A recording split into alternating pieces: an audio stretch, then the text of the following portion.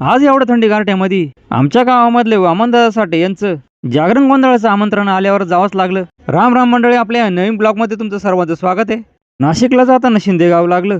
रस्त्याने जाताना मला दिंडीमध्ये पाय चालणारे लोक दिसले. पालखीच्या पुढे मला दिंडीत जाणाऱ्या महिला पण दिसल्या. एका आजीच्या डोक्यावर मला तुळशी रुंदावून दिसली. मी आपल्या लुनाला म्हणलो, चल मेरी लुना.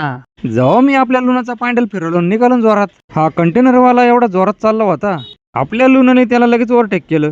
समोर या पंपावर गॅस भरायला गाड्यांची लाईन लागली होती. सिन्नर पाट्याच्या पुलावर जरा पाणी प्यायला थांबलो. ह्या पुलावर एवढी मरणाची ट्रॅफिक राहते. मी आपलं दिवसभराचं काम आटपून जागरण गोंधळाच्या कार्यक्रमाला पोहोचलो. मला असं वाटलं मला यायला लय उशीर झाला का काय. इथं लोकांनी एवढी गर्दी का बरं केली काही कळाना मला. इथं या पाहुण्यांनी ना शेकोटी केली होती. पाहुणे मस्तपैकी शेकत बसले होते.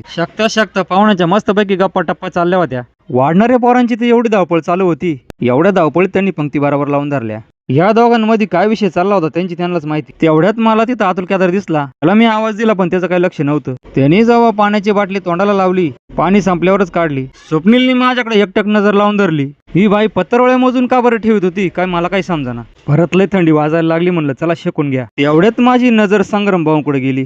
मला असं वाटलं त्यांचं लक्ष माझ्याकडेच का काय. संतोष भाऊ गोळी मला म्हणे मला पण व्हिडिओ मध्ये घे. पप्पूसाठी मला पाहून का बरं हसत होतं काय माहिती. एवढ्या गडबडीमध्ये 10:30 कधी वाजले कळलंच नाही. मी म्हणलं आता बाद झालं, चला घरी जाऊ. मित्रांनो, तुम्हाला व्हिडिओ कसा काय वाटला कमेंट बॉक्स मध्ये नक्की सांगा. व्हिडिओ लाईक करा, शेअर करा. श्री स्वामी समर्थ. जय जय स्वामी समर्थ.